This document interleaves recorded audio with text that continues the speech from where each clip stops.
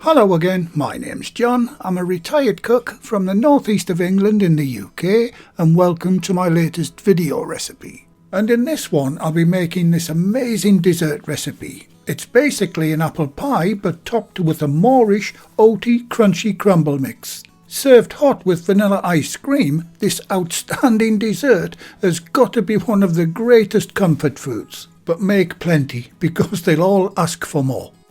You can view the ingredients list and full written method for this recipe on the recipe page on the channel's website. Whatever device you're watching this video on, you'll find all the relevant links in the description box under the video. Simply click on the little word more and all will be revealed. Okay, let's get on with today's recipe. I'll start by making this delicious sweet pastry. Add the flour to your food processor. If you don't have a machine, just blend all the ingredients together by hand. Now we can add the icing or powdered sugar. Time to add the cold butter. I'm using salted butter, but if you're using unsalted, you need to add a pinch of salt to the pastry. It's important to have everything cold when making these pastries. So, if you are making this by hand, work as quickly as possible. Now pulse your mixture until you have a fine breadcrumb consistency. And if you're making the pastry by hand, quickly rub the ingredients together with your fingers. And like I said in other videos, using a food processor is the easiest and the best way to make short crust pastry. Now set your machine away and slowly drizzle in the beaten egg until it all comes together. You'll know when it's done because it starts rolling around the machine. Now this only takes about 20 to 25 seconds. And once again, if you're hand mixing, use a cold dinner knife to cut it all together. Once the pastry comes together, very carefully remove the blades. Get the pastry out. Don't forget to gather up all the bits that's in the bottom of the bowl. Gently roll the pastry into a log shape. If your measurements were correct at the start, you should have around 400 grams, that's 14 ounces of pastry. All you got to do now is to equally divide it by 4. Each piece should weigh around 100 grams, that's 3.5 ounces each. Roll each piece into a rough ball. Flatten them out as shown. Wrap them in cling film or parchment paper.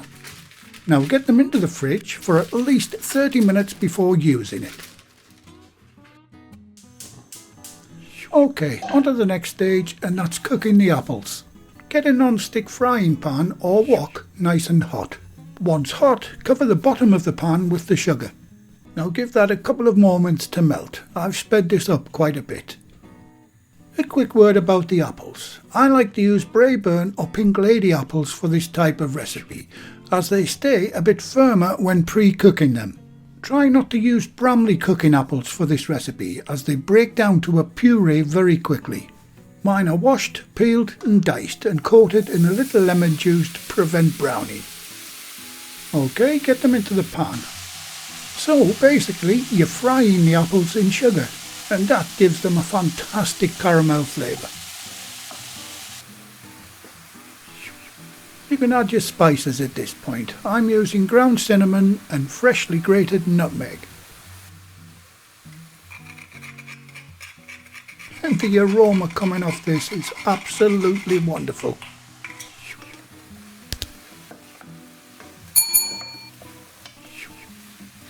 Stir and toss them in the pan to make sure all the apples are coated in the spices.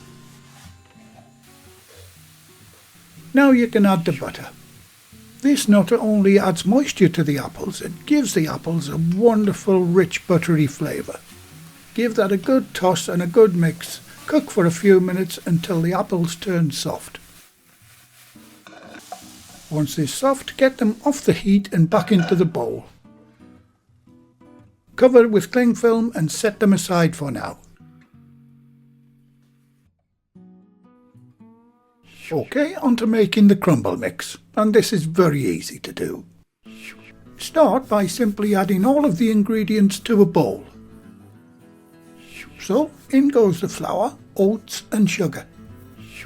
If you can't get hold of coarse demerara sugar, just use ordinary white granulated. It's not as good, but it'll do. Now add the cold butter, salt and spices. Now this time I'm using unsalted cold butter and adding the salt separately. That way I know the salt is spread evenly throughout the mix. Even though this is a sweet mix, you still need that salty back flavour. And once again I'm using cinnamon and fresh nutmeg. Now get your hands in and start rubbing it all together. It's as simple as that. And a very quick mention to the channel's Patreon members and supporters. I'll be giving the latest list a shout out a little later in the video. Once you reach this stage where you squeeze it and it breaks up again easily, you're done. Right, get it into the fridge until needed, and there's no need to cover this one. Before going any further, preheat your oven to 180 degrees Celsius, that's 355 Fahrenheit, or gas mark 4. On to rolling out the pastry. Take your pastry out of the fridge and gently manipulate each piece as shown. And this is our 12.5cm or 5-inch greased pie tins that I'll be using for this recipe. You'll also need something around 16.5cm, that's 6.5 inches, to cut out the circles of pastry to fit our pie tins. I'll leave a link in the description box below to my UK Amazon affiliate page for these really handy large pastry cutters. And if you have our adjustable stainless steel rolling pin, you'll need the 3mm or 1/8 spacer attached. Start by dusting the bench with a little flour. Dust the pastry too. Now start rolling it out. Turn the pastry 90 degrees at a time. This will keep the pastry reasonably round. And keep rolling until the spacer hits the bench. You simply can't go wrong with our rolling pins. Perfect thickness every time. Dust the pastry with a little more flour and cut out the circle. Now do the other three exactly the same. To make this sweet pastry nice and crisp, I'll be blind baking the cases first. Okay, centralise the pastry over the greased pie tin. Very gently manipulate the pastry down into the tin. Using a spare piece of pastry, push it right down into the corners of the tin where the side meets the base. And if you wouldn't mind guys, if you found the video useful and enjoyable, can you give the video a like by hitting the thumbs up? It really helps the channel tremendously. Thank you.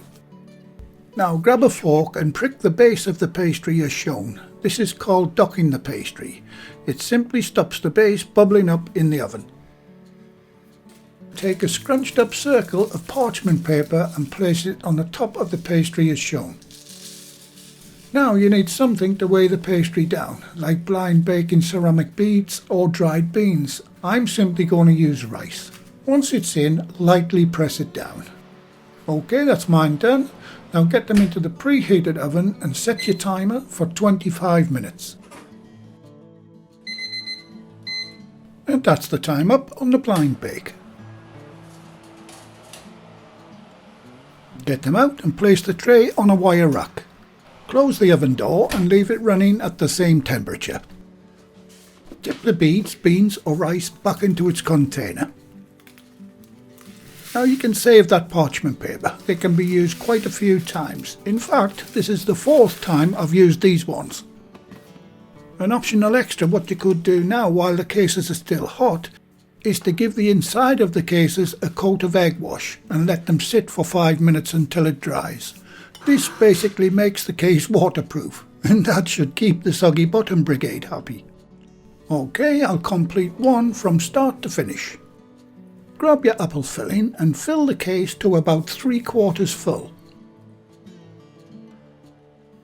Once that's done, you can level it off. Right, time to add the crumble mix.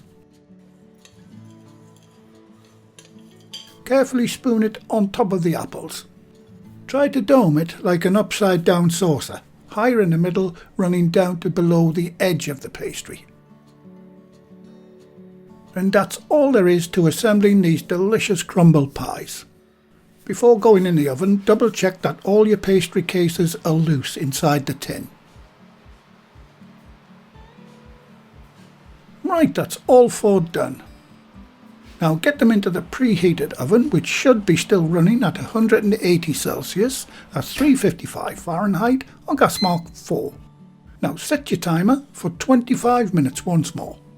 And while those are baking, I hope you don't mind if I give my 4 recipe books a quick shout out. The books have lots of our favourite recipes from our work kitchens in them. And also book 4 in this series is totally dedicated to bread recipes. The skeleton style oven gloves, now supporting our company name, are also available too. Just check out the links in the description box below the video for all of the equipment used in this video. Alright, time's up on these mouth-watering crumble pies. And they're looking absolutely gorgeous. And the aroma is even better. I'll lift the tins onto a wire rack and let them cool for a few minutes. And when I come back, I'll cut one open so you can see the inside and of course have a taste. I can't wait. Time to cut one open. Definitely a wonderful crispy pastry case. Those apples look perfectly cooked. And that wonderful mouth-watering crunchy top. I absolutely love these when they're still hot and a big scoop of vanilla ice cream on top. And straight in with my spoon.